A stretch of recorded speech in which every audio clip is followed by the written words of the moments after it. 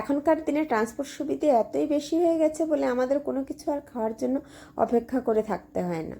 যেটা শীতে পাওয়া যায় সেটার জন্য আর শীতকাল অবধি অপেক্ষা করে থাকতে হয় না। যেমন ধরো ফুলকপি, আগে তো শীতেই পাওয়া যেত, আর এখন 12 মাস।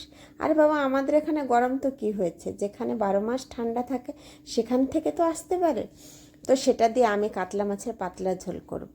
তার জন্য কড়াইয়ে তেল গরম করে অল্প হলুদ দিয়ে মাছ ছেড়ে দিয়ে ভালো করে ভেজে তুলে নিচ্ছি। ওই একই তেলে তেজপাতা আর গোটা জিরে ফোড়ন দিয়ে আলু আর ফুলকপি দিয়ে 5 মিনিট লবণ হলুদ ছাড়াই ভাজবো, কারণ লবণ দিলেই ফুলকপি থেকে জল ছেড়ে দেবে আর ভাজা হতে অনেকটা সময় লাগবে।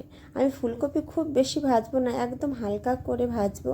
ব্যাস, এবার হলুদ আর লবণ দিয়ে আরও একটু সময় নেড়ে দিয়ে দিলাম একটা টমেটো। এবার এই টমেটো দিয়ে 2 মিনিট আরও কষিয়ে নিলাম।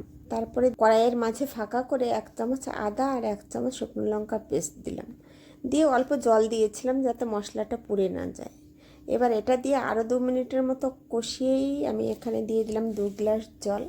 মাছও দিয়ে 5 মিনিট ঢেকে দিলাম। পাতলা ঝোল, তাই আমি তেমন কোনো মশলাই ব্যবহার করছি না।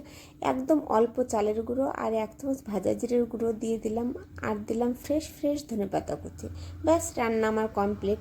এবার নামিয়ে নিয়ে গরম গরম ভাতে পরিবেশন করাটাই বাকি। ওকে, ভালো থেকো, সুস্থ থেকো।